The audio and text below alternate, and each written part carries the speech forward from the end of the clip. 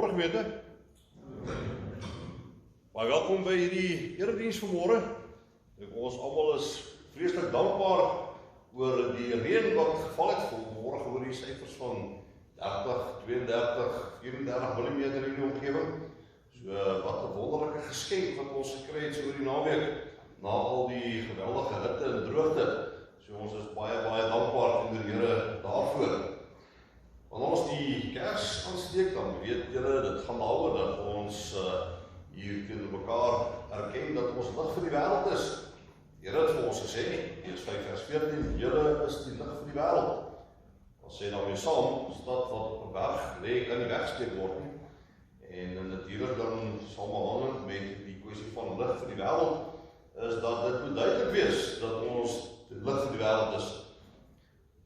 Wanneer 'n mens so baie keer so halfpad hierdie dag, dan kom jy agter, oeps, hier's nog 'n lig wat brand. Vergeet nog vanmôre die lig af te skakel. En die rede daarvoor natuurlik is dat as dit lig is, kom jy nie agter, daar skyn 'n lig wat al moes afgewees het. En die situasie andersins dan vir ons gesê in terme van lig vir die wêreld wees, is dat hoe donkerder dit is, hoe groter is die geleentheid vir ons om te skyn in die duisternis. En in ons situasie waar ons op die oomblik is, COVID, soveel behoeftes is, soveel mense is wat swaar kry. Ons leef in 'n wêreld waar die evangelie en die Here nie ken nie, of dalk van die Here weet, maar die Here misken.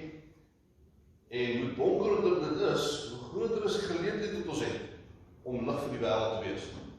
En kom ons pak ook dan daardie geleentheid, kom ons maak 'n uitdaging daarvan. En kom ons wees dan ook die lig vir die wêreld, soos die Here vir ons daar gesê. Kom ons laat so vir 'n paar oomblikke stil. Ek gaan dan voorgaan in die woord in die seëngroep. Die woord kom uit Jesaja 33 vers 2. Om net so 'n paar oomblikke van stil wees voor die Here.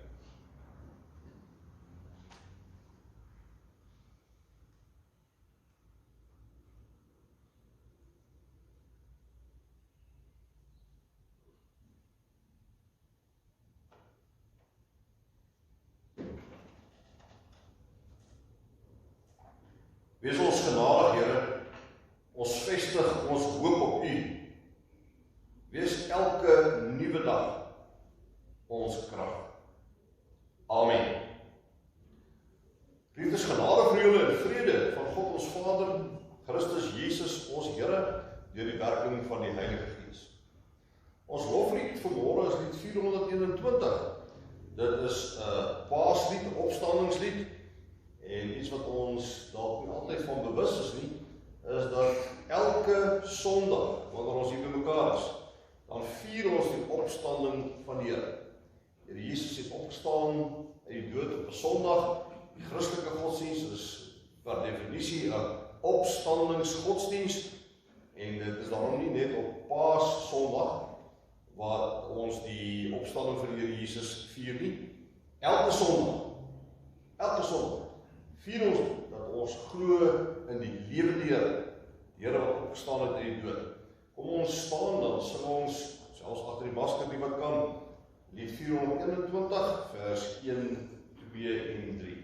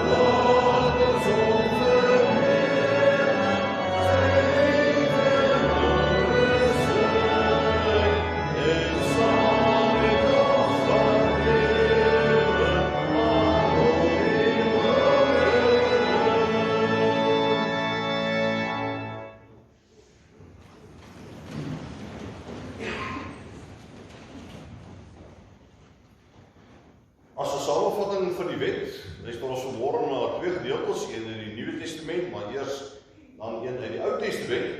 Eers 'n gedeelte uit Job, en dan ook 'n paar versies uit die Evangelie van Johannes. Uit Job lees ons hoofstuk 24 vers 13 tot 17.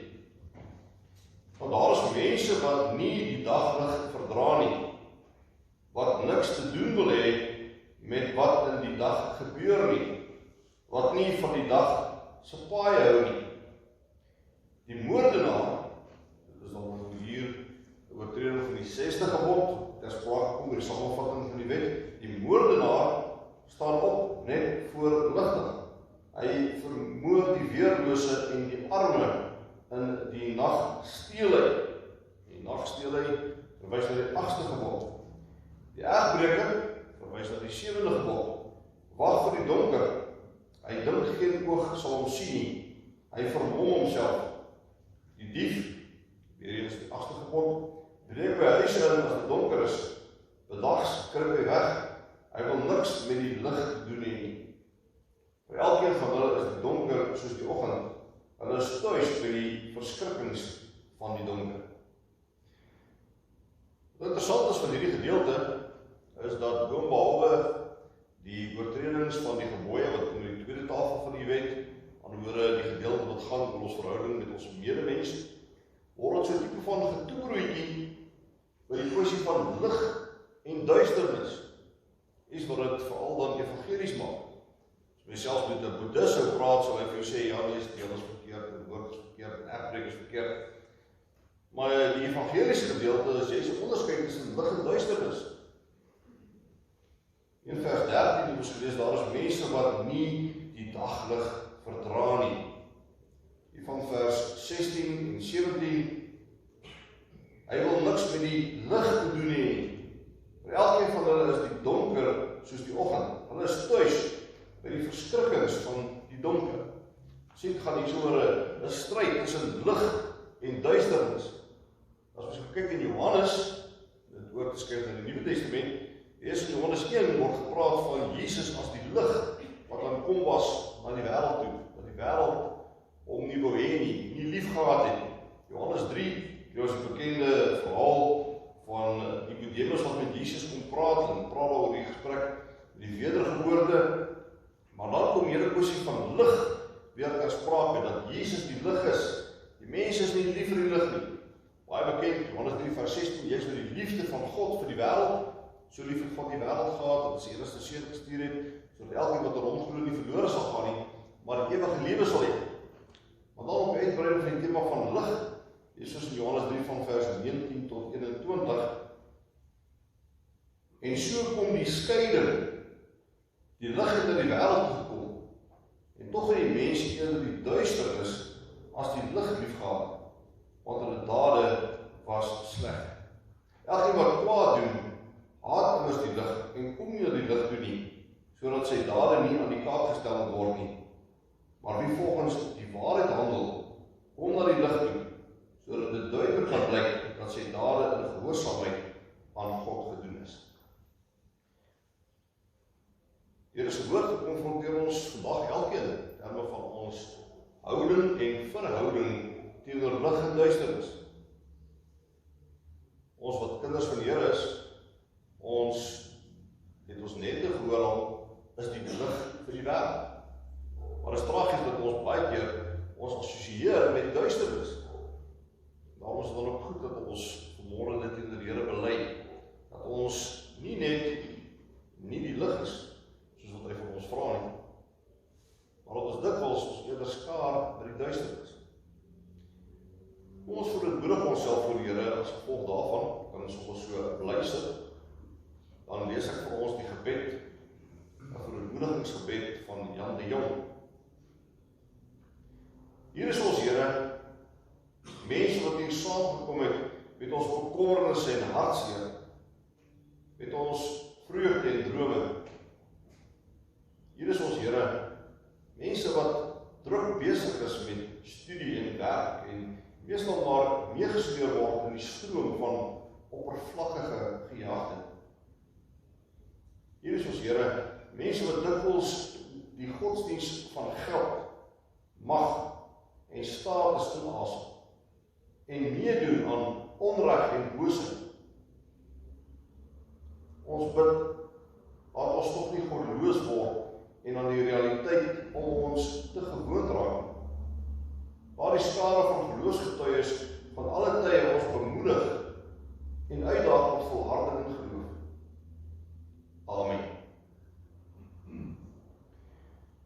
Broers en susters, die woording was vanmôre uit Jesaja, en so ook die vryspraak. Jesaja 1 vers 18. Kom tog. Here noem ons uit. Kom tog. Laat ons die saak met mekaar uitmaak, sê die Here. Al was julle skarlakenrooi van sonde, julle sal wit word soos sneeu.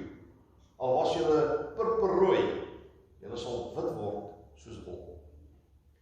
Ons wat die vryspraak van die Here ontvang het, kom ons bely ons geloof in die drie-enige God en ons sing 451. En ons sal sien dat elke versie daarso handel oor die drie-eenheid. En dis dan ook die kern natuurlik van ons geloofsbelijdenis. Ons glo in die Vader, glo in die Seun, glo in die Heilige Gees, die drie-enige God. Kom ons staan dan, bely ons dit aan die hand van die lied.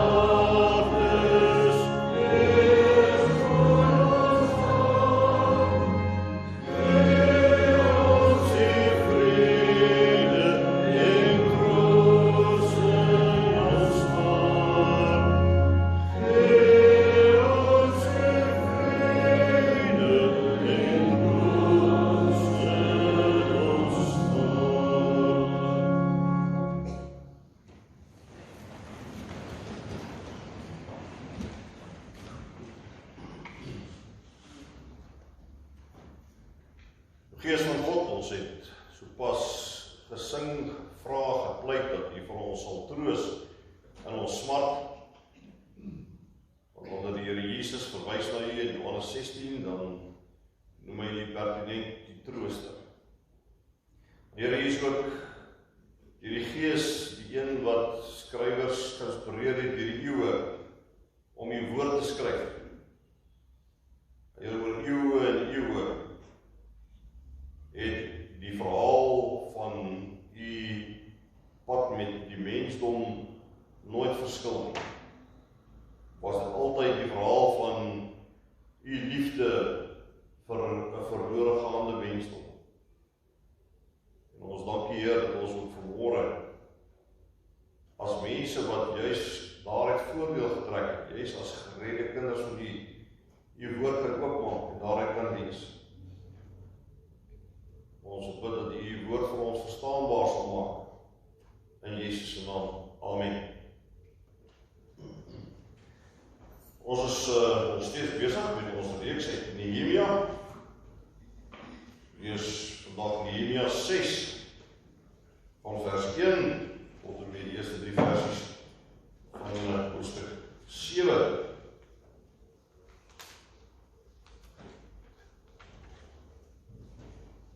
Ons skryf verdere pogings om die bouwerk tot stilstand te bring. Nehemia 6, terwyl ons die Bybel ons koop het, herinner ek julle dan ook aan die nuwe Bybelvertaling, die 2020 direkte vertaling wat beskikbaar is, bestel kan word. Dit is ook op die fokus. En ons skrifbaar en my het gesê, as jy dit by al bestel by die kerkkantoor, dan bestel sy sommer 'n hele klomp beenslag. Dan hoef jy elke olie uit te red dan in die Bybelhuis toe nie. En so kyk maar na die afkondiging wat dit betref. Ek sal ook net so by julle aanbeveel, kyk maar, kry maar nie met die hoofletters, as dit moontlik is. Ons sien ons verskillende moontlikhede. Goed, ons lees dan hoofstuk 6 van vers 1. Sanballat, Tobia die Arabier, Gesem en die res van ons vyande het berig gekry dat ek die muur klaar gebou het en dat dit nergens weer vervalle was nie. In die stadium was die poortdeure egter nog nie gehang nie. Sanballat en Gesem nog met weet. Kan ons mekaar in Keferim in die Oonlaag ontmoet. Hulle plan was om my by te kom. Ek stuur toe boodskappers na hulle toe en sê, ek is besig met groot werk, ek kan nie kom nie. Hoekom moet ek die werk, kom die werk stilstaan terwyl ek dit laat lê om na julle toe te kom? Hulle het dieselfde boodskap 4 keer gestuur. Elke keer het ek dieselfde antwoord teruggestuur. Die 5de keer stuur Sanballat toe 'n amptenaar na my toe met dieselfde boodskap, maar ook met 'n brief wat nie verseël was nie. Waarom was geskrywe? Onder die nasies word 'n gerug versprei en Gesem bevestig dit dat jy en die Judeërs 'n opstand beplan. Daarom bou jy die muur. Volgens die gerug wil jy die koning word vir hulle en jy het ook al profete aangestel om jou in Jerusalem tot koning oor Juda te roep. Die gerug wil dat die koning van Persië van tevore sal kom. Kom nou, kom ons praat. Ek het hom terug laat weet, niks van wat jy sê is waar nie, jy sê dit met jou duim. Het allemaal probeer om ons die skrik op die lyf te jaag met die gedagte, hulle sal die werk gaan staan en dit sal nie klaar kom. Sterk tog my hande, o God. Ek het by Semea sien van Delaia sien van Mehetabel gekom, waar hy homself as huis toegesluit het. Het is my gesê, kom ons ontmoet mekaar in die huis van God, binne die tempel, en laat ons dan die deure van die tempel sluit, want daar kom mense om jou dood te maak, hulle kom vandag om jou dood te maak. Ek het gesê, sal 'n man soos ek vlug, iemand soos ek tempel toe gaan om te kan bly lewe? Ek sal nie gaan nie. Ek het toe geweet dat God hom nie gestuur het nie, maar dat hy die voorspelling teen my gemaak het om Tobia en Sanballat omgekoop het. Hy is omgekoop om my bang te maak, sodat ek 'n misstap sou begaan en hulle die geleentheid gee om my te beskinder en my naam sleg te maak. My God, onthou wat Tobia en Sanballat gedoen het, en ook die profetes Nadia en die ander profete wat my bang maak. Die muur is voltooi op die 25ste van die maand Elul, binne 52 dae. Al ons vyande die hoor in die nasies rondom ons het sien, was hulle self versekerde tyd aan my heen. Hulle het geweet, ons doen hierdie werk met die hulp van ons God. Na dieselfde tyd het daar baie briewe van vooraanstaande Judeese burgers wat Tobia toe gegaan en briewe van hom af na hulle toe gekom. Baie Judeërs het nou 'n band met hom gehad, want hy was die skoonseun van Sekania, seun van Arach en seun van Johanan, was getroud met die dogter van Mesilon, seun van Berekia. Hulle het gedurig voor my gepraat van Tobia, se goeie hoedanighede, en alles wat ek gesê het hom oorgedra. Maar het hy briewe gestuur en my probeer bang praat.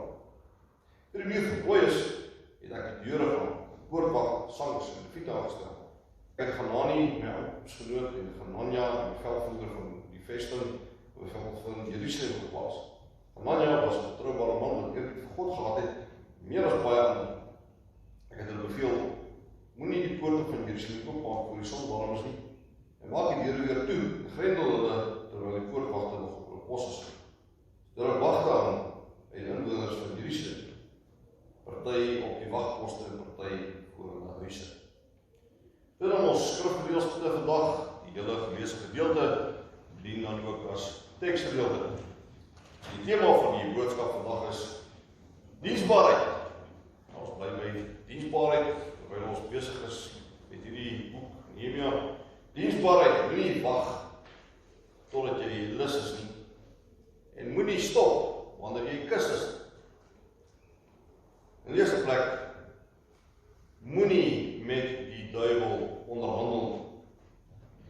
Broers en susters, daar is die storieetjie van die jakkals en die hasie, waar die hasie 'n stuk grond gehad het, en toe kom die jakkals by hom en sê, as jy die grond gee, dan sal ek iets daarop plant, en dan deel ons die oes. En nadat die hasie ingestem het, toe vra die jakkals vir hom, nou, watter deel van die oes wil jy hê? Die deel wat bo die grond is, of die deel wat onder die grond is? Nou, omdat die hasie van wortels gehou het, het onmiddellik gedink die jakkals sou wortels plant, en sê toe vir hom, nee, maar ek wil graag die gedeelte hê wat onder die grond is. Die jakkals het echter gegaan en koring geplant, met die gevolg dat die hasie in winterse tyd opdaag, om sy deel van die oes te kry, moes hy honger deur die winter gaan, want daar was net koring en geen wortels. Na die winter toe vra die jakkals weer vir die hasie, kom ons doen dit weer, wat wil jy hierdie jaar hê? Wil jy die deel van die oes hê bo die grond of onder die grond? En die hasie het gedink, wel, ek laat my nie 2 keer in 'n ry so vang nie. Sê nee, ek wil graag hierdie keer die deel van die oes bo die grond. En toe gaan die jakkals en hy plant aardappels. Die gevolg dat die hasie vir 'n tweede winter sonder kos moes klaarkom. Die hasie het op 'n baie duur manier geleer om nie met die jakkals te onderhandel. Hy het altyd bedroe daarvan afgekom. Dieselfde, broers en susters, geld ook vir 'n Christen wat met die duiwel of die wêreld wil onderhandel. Jy kom altyd tweede, altyd. In vers 2 lees ons dat Sanballat en Gesem van Nehemia laat weet dat hulle hom ontmoet. Hulle sê, kom ons onderhandel, kom ons kyk wat het ons in gemeen. Miskien kan ons tog in vrede hier saam woon. Ons ongelowiges, saam met julle wat die Here dien. Ons kan ons saamwerk en saam bly. Kom ons onderhandel. Vers 2 sê egter ook dat hulle dit met bymotiewe gedoen het. Hulle plan was, so staan dit, om by te kom. Maar Nehemia sê, nee, ek onderhandel nie met die wêreld.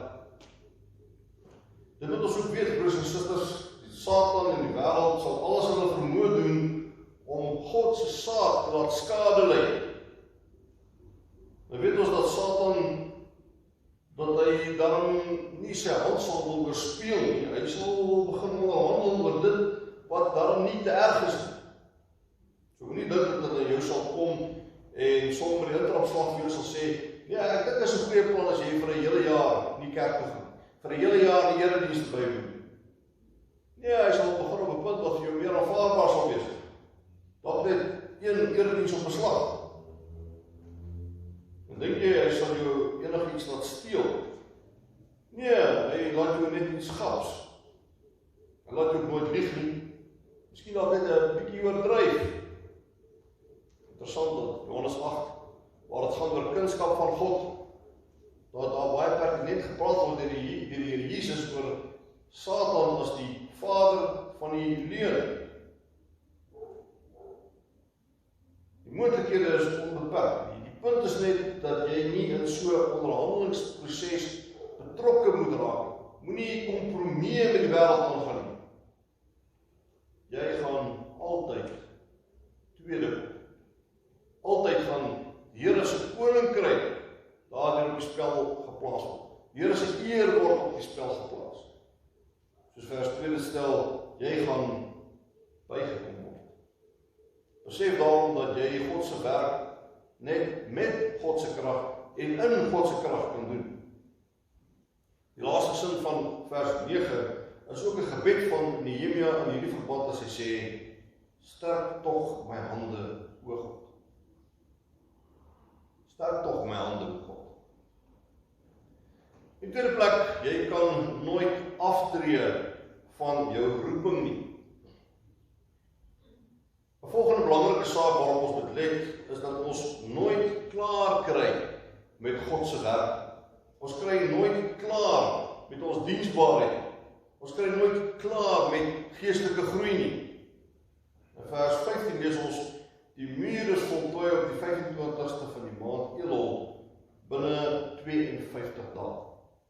Hierdie versie is ook die hoogtepunt van die boek. Dit waarvoor die Here Nehemia geroep het. Die taak waarvoor hy Jerusalem toe gekom het, is voltooi. Die muur is gebou. Ten spyte van vreeslike teëspoed van buite, te midde van erge verdeeldheid van binne, is die muur in 'n verstommende 52 dae gebou. Maar as die werk nou klaar, is die stryd nou verby. Nee, hoegenaamd nie. Vers 19 sê vir ons, die stryd gaan aan. Die muur staan, maar die teestanders van Nehemia, die teestanders van God, stuur steeds vir Nehemia briewe om hom aan te praat, om hom te ontmoedig. Dan sê Hoofstuk 7 vers 1 ook vir ons, dat daar nog deure is wat gehang moes word. Poortwagte, sangers, leviete moes nog aangestel word. Hoofstuk 7 vers 3 sê dat wagte nog aangestel moes word. Die muur is gebou. Wat 'n wonderlike hoogtepunt. Maar die werk gaan voort. Die werk is nie klaar nie. Die werk gaan voort. So mag het wees, my broer en suster, dat die Here jou al in die verlede geroep het tot 'n baie spesifieke taak. En dat die taak voltooi is en dat jy sê, wel, ek kan nou maar agteroor sit. My taak, my werk is voltooi. Wel, ek het vanmôre nuus vir jou. Ook in jou geval mag die muur dalk staan, voltooi wees. Maar jy het nog deure om te hang. Jy het nog wagte om aan te stel. Jou taak hou eenvoudig net nooit op. Maar toe ons kinders was, het ons nie so baie van ons pa gesien as wat ons sou wou nie. As sendeling was hy dikwels in die huis om in die ywer van die Paulus ongelowiges te kersten. Professor Piet Meyren, professor van sendingwetenskap, wat die pa goed geken het, en by geleentheid vir my gesê, daar waar jou pa was geen heiden veilig. Toe my pa geïnteresseerd het, ons gedink wel, ek het gaan ons daar meer tyd saam kan spandeer. En hy het toe 'n nuwe sendingveld raak gesien en sendingwerk onder die Chinese in Bloemfontein begin. Ek dank die Here, daar was nou 2 Chinese gemeentes in die Vrystaat as gevolg daarvan. Ons was 'n bietjie ontevrede om hom sê dat hy moet rustiger raak en bietjie meer by ons uitkom. Sy antwoord was egter dat jy kan aftree wat jou werk betref, maar jy kan nooit aftree wat jou roeping betref. En daarom is die Here jou geroep het, my broer en suster, vir 'n taak. Onthou, jy kan nooit van jou roeping aftree. Jy kan met jou werk betref aftree, maar jy kan nooit van jou roeping aftree. As jy gehoor het dat die Here deur sy Gees vir jou roep, 'n bepaalde taak in sy koninkryk, in sy kerk, dan moet jy weet dat jy in die volle sin van die woord diensbaar sal bly aan die Here, ook wat hierdie saak betref. Tot jou dooddag toe sal die Here jou daaraan herinner. Jou roeping hou eenvoudig net nooit op. As jy op 'n punt gekom het waar jy terugkyk in terme van 'n bediening aan die Here, taak in sy koninkryk, taak in die gemeente, en jy sê dis iets van die verlede, ek het nuus vir jou. aftree van jou roeping nie. Jy sal weer jou mou moet oprol en inspring daar waarheen die Here jou geroep het. Die taak in sy koninkryk, die taak in hierdie gemeente, die taak in hierdie gemeenskap. In derde plek, jou diensbaarheid is 'n getuienis van God se genade. Gemeente vers 16 het ons gelees, terwyl ons vyande dit hoor en die nasies rondom ons dit sien, was hulle selfversekerheid daarmee heen. Hulle het geweet ons doen hierdie werk by die hulp van ons God. Die werk wat Nehemia hulle gedoen het die aandag getrek van die ander nasies, van die ander mense, die wat God nie geken het nie, die wat God nie gedien het nie, die wat God nie lief gehad het nie. Hulle aandag is gevestig op die werk. Mense van ander nasies. En so verhandig soos wat hulle was, moes hulle erken dat dit nie menswerk was nie. Hulle kon duidelik sien, hierdie was God se werk, waarmee Nehemia en ander besig was. Maar broers en susters, ons ken die sendingopdragte in die Nuwe Testament baie goed, waar die Here Jesus onder andere direk gesê het, dat sy volgelinge, sy kerk, die evangelie moet neem na ander nasies tot by die uithoeke van die aarde. In die Ou Testament is daar nie so 'n direkte opdrag, maar die oproep is so dat die volk van die Here so moet leef, dat ander mense, ander nasies, deur hul optrede, die ware God so raak sien, tot kennis sou kom van die ware God. In Sagaria 8 vers 21 en 23 lees ons byvoorbeeld, die inwoners van een stad sal na die van die volgende toe gaan, en elkeen sal sê, kom ons gaan raadpleeg die Here, ons gaan vra na die wil van die Here die Almagtige. Daardie tyd sal uit al die nasies 10 man, een Judeër aan die klere gryp en sê, ons wil met julle saamgaan, want ons het gehoor, God is by julle. Jesegiel 36 vers 23 lees ons, wanneer ek my heiligheid laat blyk in wat ek met julle doen voor die oë van die nasies, sal hulle besef dat ek die Here is, sê die Here my God. Maar broers en susters, ander mense sien God raak in die lewe van God se kinders.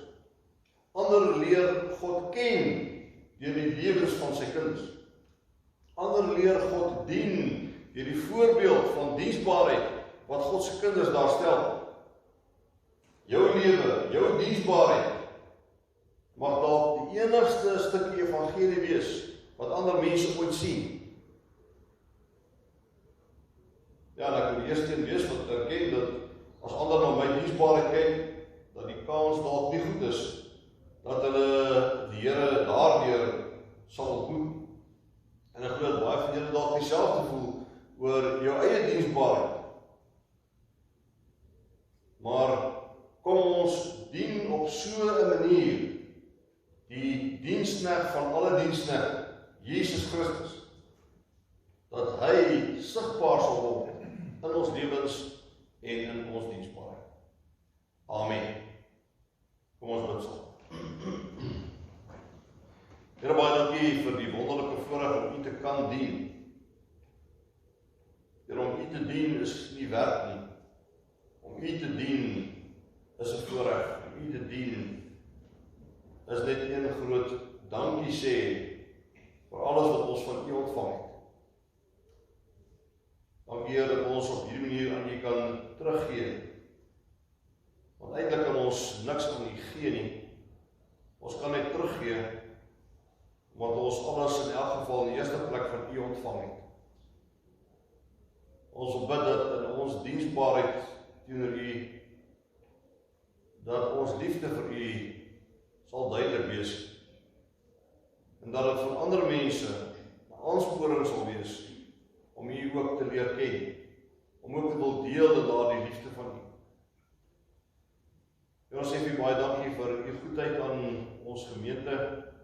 Baie dankie dat U in moeilike tye vir ons soveel voorsien beker oorloop, dat u seën van ons af oorloop na ander toe, sodat hulle ook kan deel in u genade en u seën vir ons. Ons sê vir baie dankie vir die reën wat ons die afgelope tyd ontvang het. Geweldige hitte en droogte. Ons wil bid, Here, dat elke sprietjie gras, elke blaar wat groen word, elke blommetjie, dat alles u sal verheerlik en sal bydra tot die koor van die skepping wat in lof uitbreek teenoor u. Ons bid dit in Jesus se naam. Amen.